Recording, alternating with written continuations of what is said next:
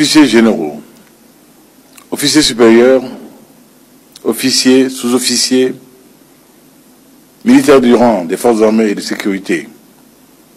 Chaque 20 janvier, il revient au chef suprême des forces armées de vous adresser en le nom de la nation et en le sien propre ses vœux les meilleurs et faire avec vous le bilan de ce qu'il aura été possible d'accomplir dans le cours de l'année révolue. Nous sommes ainsi à cet exercice à nul autre pareil. D'abord, en tant que chef des armées, impératif constitutionnel auquel je ne saurais déroger et que j'accepte volontiers avec un plaisir renouvelé et une fierté que je ne saurais cacher. Alors, Maliennes et Maliens, c'est en notre nom, à tous, nous de la même nation et du même destin, que je formule de nouveau des vœux de bonne santé et de grands accomplissements aux soldats du Grand Mali, à nos fiers soldats, à l'endroit de chaque soldat, pour avoir fait don de sa personne, car tel est le sens du métier des armes qu'il a choisi. Puis à l'endroit, de manière forte, de manière sincère, les enfants, les femmes, les familles des militaires, parce que la souffrance du soldat est la leur. Eux qui, du soldat, attendent fébrilement le retour au bercail quand le devoir l'appelle ailleurs. C'est enfin à l'endroit de tous les militaires du Mali ou d'autres pays tombés au champ d'honneur, chez nous, pour notre liberté, la leur aussi, pour la seconde libération du Mali. Aux familles de ces soldats, de ces héros, nous adressons une fois de plus notre sympathie et nos condoléances les plus émues. Nous souhaitons un total rétablissement aux blessés de notre défense de la patrie. Nous n'avons agressé personne. Nous ne savons pas agresser. Nous qui avons déjà à relever le lourd défi de soigner, nourrir, éduquer nos enfants pour qu'ils soient à hauteur de la compétition mondiale. Nous qui sommes obligés de partager nos modestes moyens entre l'investissement pour le mieux-être de nos populations et l'impératif de combattre ces doctrinaires de la guerre du lâche. Oui, la guerre du lâche. Cette guerre asymétrique.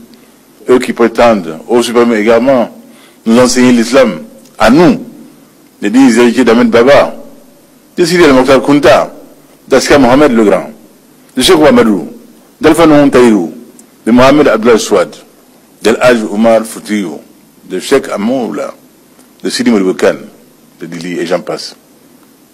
Officiers généraux, officiers supérieurs, officiers, sous-officiers, militaires du rang des forces armées de sécurité, nous sommes en guerre.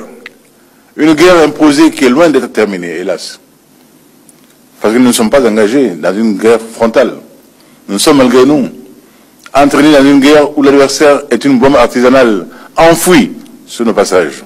Une embuscade à l'aube, une zizanie méthodiquement entretenue entre nos communautés.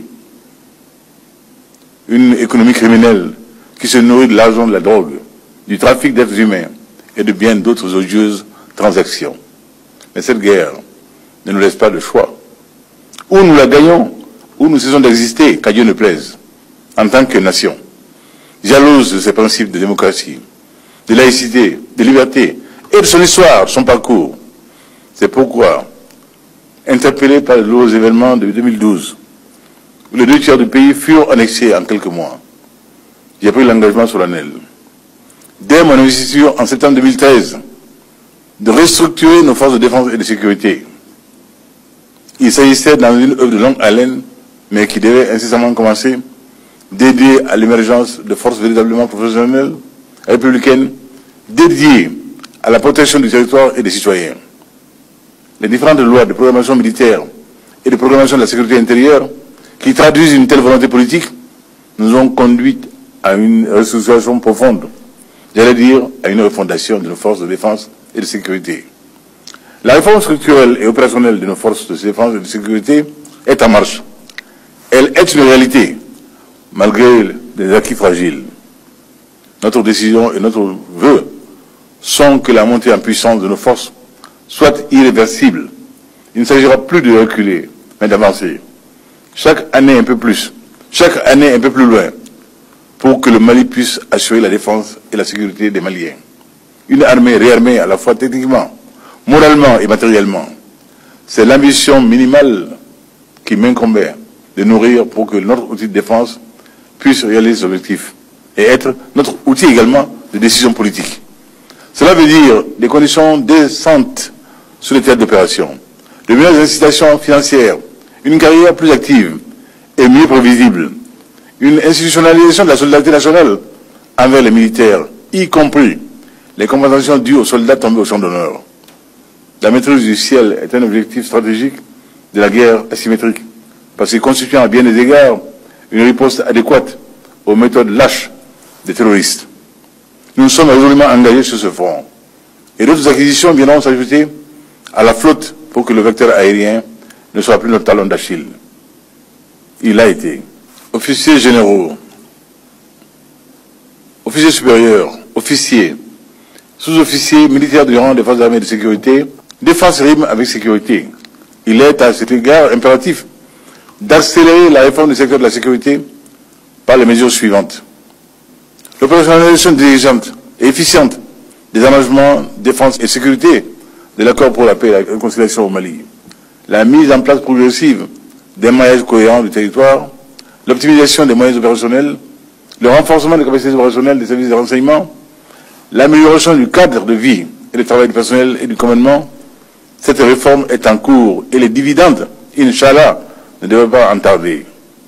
Je peux déjà annoncer la création très prochaine d'un Conseil de sécurité nationale auprès de nous-mêmes, ainsi que la relecture des textes fondamentaux, tels la loi numéro 04-051 du 23 novembre 2004, relative à la défense nationale.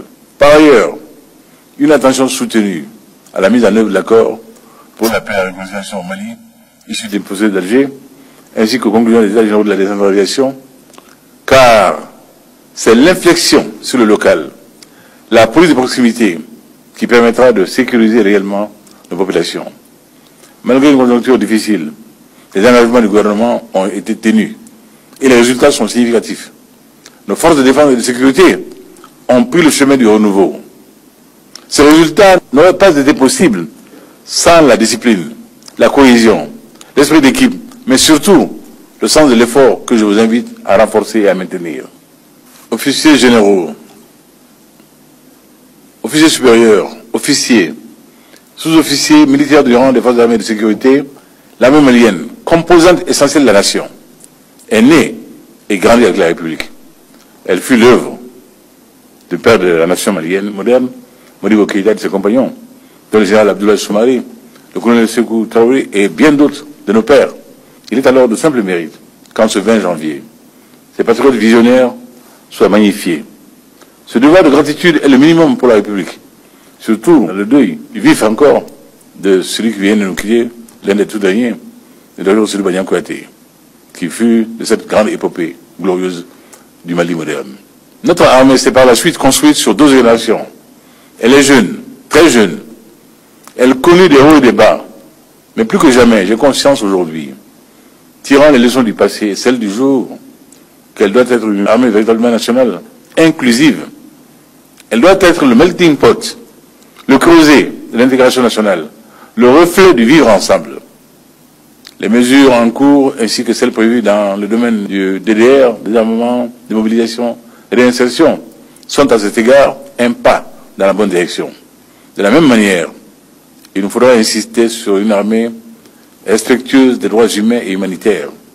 Nous sommes les descendants des grands hommes. Nos soldats doivent se comporter comme tels.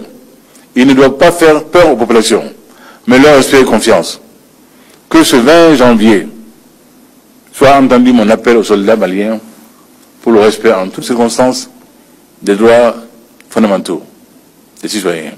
Que soit entendu également mon appel pour la mobilisation, l'unité, le rassemblement de tous autour de nos forces de défense et de sécurité. Nous renouvelons aux forces de défense et de sécurité du Mali notre confiance entière et nos vives félicitations pour leur dévouement, pour leur engagement sans réserve à la défense des idéaux de paix, de justice et de sécurité. Vive les forces armées maliennes, vive la République, vive le Mali, qu'Allah bénisse le Mali.